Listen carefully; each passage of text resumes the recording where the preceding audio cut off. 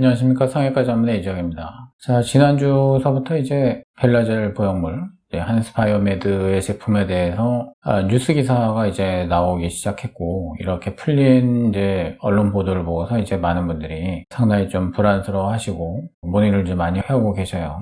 기존에 수술을 하셨던 분들도 물론 염려스러울 부분이고, 지금 현재 이제 수술을 고려하고 계시는 분들 역시 굉장히 많은 생각을 하시고 계실 거다. 이렇게 생각이 들고, 많은 분들이 약간 좀 분노해 계시는 이제 그런 경향이 좀 있어요. 이런 보도 자체가 이제 좀 기분이 좋은 뉴스가 아니고 상당히 좀 화가 날 만한 뉴스이기는 한데, 아직 물론 이제 벨라젤 보형물 자체의 어떤 위해성에 대한 평가 이런 부분은 시각처에서 진행 중이기 때문에 좀 기다려봐야 되지만은, 이런 이야기들이 이제 자꾸만 또 이제 뉴스에 나오니까 참 보시는 분들 입장에서 기분이 안 좋을 수밖에 없어요.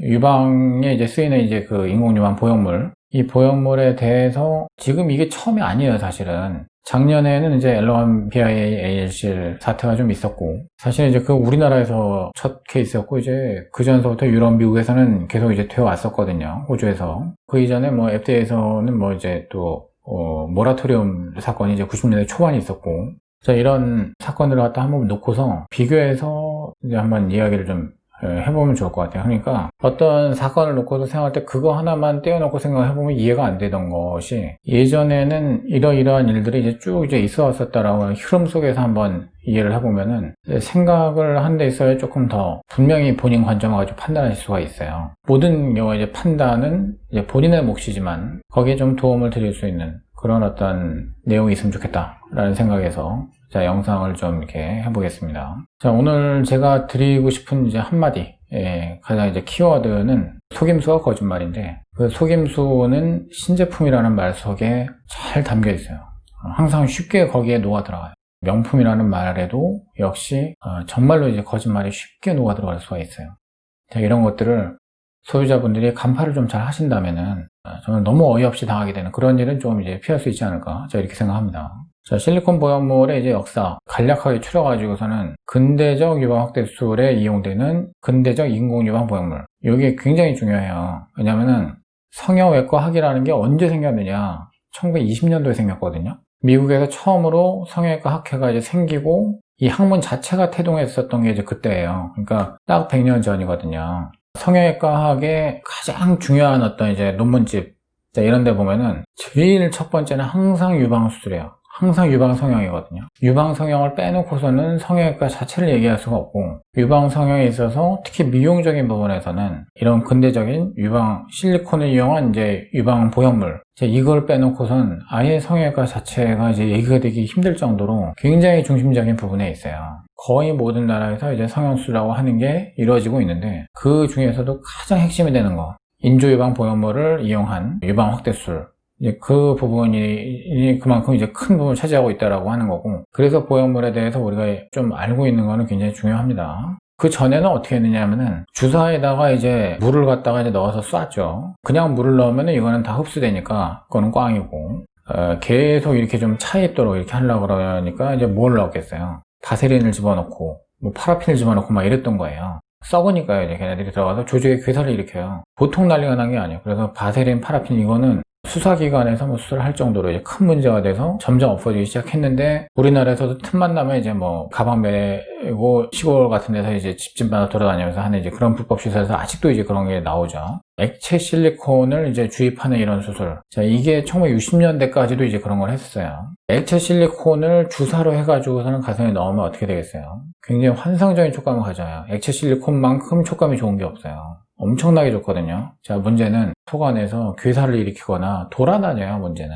그래서 액체니까 막 이제 뭐 여기고 저기고 이렇게 스며들고 돌아다니고 타고 이렇게 한 바퀴 돈다고 이제 배로 내려가고 막 이제 이런 식으로 이제 일이 생기니까, 제대로 좀 유방 확대를 갖다 이제 원하는, 또 이제 유방 재건을 원하는 환자분들을 위해서 가장 좋은 방법은 뭘까? 그래서 다우코닝이라고 하는 회사에서 1세대 이제 실리콘 젤 보형물을 만들어낸 게 1962년입니다. 그래서 껍데기 속 안에다가 그 액체 실리콘을 넣은 그런 제품을 만든 거예요. 1962년에 티미 지인이라고 하는 이제 발런티어로서 이제 자발적으로 내가 하겠다라고 해서 전 세계적으로 가장 최초로 실리콘 보형물을 이제 넣는 가슴 성형수술을 하신 분이죠. 이 수술이 대성공이었던 거예요. 이분이 잡지에 계속 나오고 또 이제 본인 스스로도 너무나 이제 만족을 해서 좋아하고 이렇게 이제 됐었던 거죠. 문제가 뭐가 생겼겠어요? 구축이 왔어요. 자, 이 환자분이. 자, 그래서 이 1세대 실리콘 보형물이 특징이 뭐였느냐 하면은 점성이 없었어요. 그냥 줄줄줄 흐르는 그런 이제 액체 실리콘이었단 말이죠. 그리고 이제 표피는 굉장히, 외피가 이제 굉장히 두꺼웠어요. 넣어보니까 선생님 좋기는 한데 이거 좀 개선해야 되겠다. 그래서 외피 좀 얇게 만들어가지고 촉감 좀 부드럽게 하고, 너무 이제 줄줄 흐르고 하는 거는 이게 좀 어떻게 좀 해야 되겠다. 그래서 2세대 보형물이 1970년대에 이제 나오게 됩니다. 자, 이게 촉감 좋게 하겠다고 얇게 만들어요. 그리고 이제 구축 이런 걸 갖다 적게 하겠다고 이제 패치라든가 뭐 이제 이런 거 갖다 이제 없애고 뭐 이제 뭐 심리스라고 해가지고 그렇게 이제 개량을 하는데, 자, 2세대 실리콘 보형물이야말로 정말 큰 문제가 된 거예요.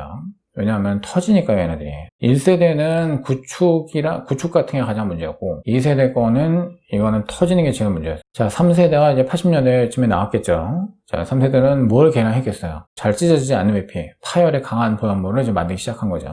멀티레이어, 뭐 5겹, 6겹으로 이렇게 싸가지고서 만드는 그런 기술이 그때 나온 거거든요. 그게 지금까지 이어지고 있어요. 지금도 그렇게 만들어요. 그래도 터지면 이게 줄줄 흘러다녀 이제 큰 문제니까 끈끈하게 이제 만들자. 그래서 이제 코이시브 젤이라는 얘기가 이제 나오기 시작한 거죠. 이미 1980년대에 개발된 이 3세대 보형물, 가장 핵심적인 근대적인 유방 보형물의 어떤 이제 그 원형이 이제 된다고 볼 수가 있어요. 그 이후에도 이제 물론 개량이 돼서 1990년대까지 돼가지고서는 뭐 4세대, 5세대 보형물이 이제 등장하는 식으로 이제 간 거죠. 실리콘의 어떤 교차 결합을 더 많이 해가지고서는 더 진짜 아예 안 흘리게, 얘네들은 칼로 이렇게 잘라놔도 이렇게 털어도 이제 얘네들이 안 새어나오는 그런 정도로 이제 끈끈한 그런 이제 보형물 젤을 만든 거죠. 실리콘 보형물의 이 역사를 이제 간단하게 보면은 촉감, 이런 말랑말랑한 거, 그 염두에 두고서 만들었다가 조금씩 더 좀 찰지고 좀 더 안전을 갖다가 이제 좀 지향하는 쪽으로 흘러왔다고 얘기를 할 수가 있어요. 보형물 수술에 있어가지고서는 너무 이제 그 부들부들한 것만 또 찾으면 사실은 안 돼요. 이러한 이제 안전적인 부분들 굉장히 중요하다라고 하는 거.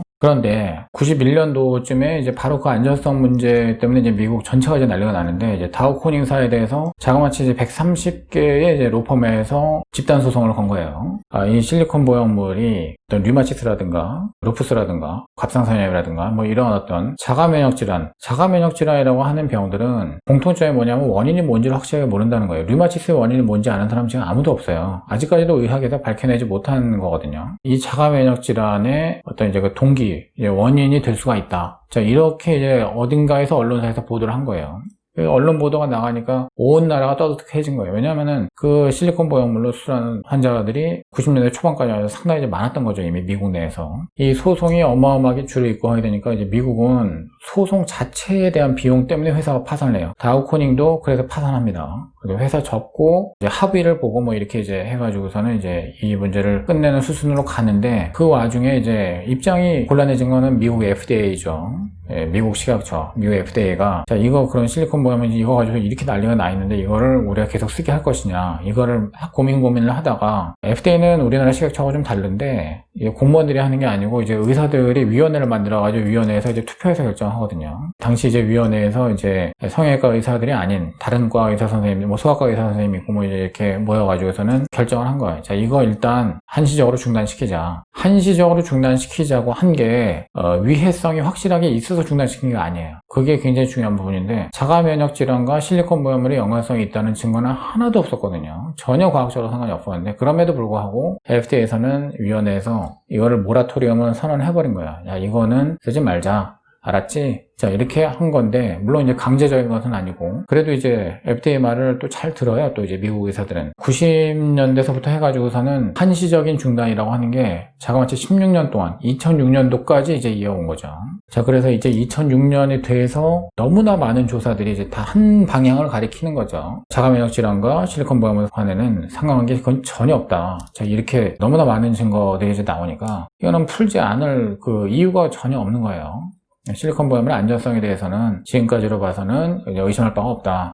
풀자 이렇게 해가지고서 2006년도서부터 FTA에서 다시 승인을 갖다 이제 해놓은 거고, 우리나라 식약처는 FTA에서는 그대로 따라서 바로 2007년서부터 풀어준 거예요. 그래서 수입이 이제 재개되게 되고. 자, 그래서 한 2010년도쯤 해가지고서는 미국 내에서 유방보형물 사용 수술 건수가 벌써 한 해에 30만 건을 돌파하는, 이거 뭐 어마어마한 거예요. 그렇게 이제 진행이 되어 오다가 BI의 ALCL 요 사태가 이제 터지게 된 거죠.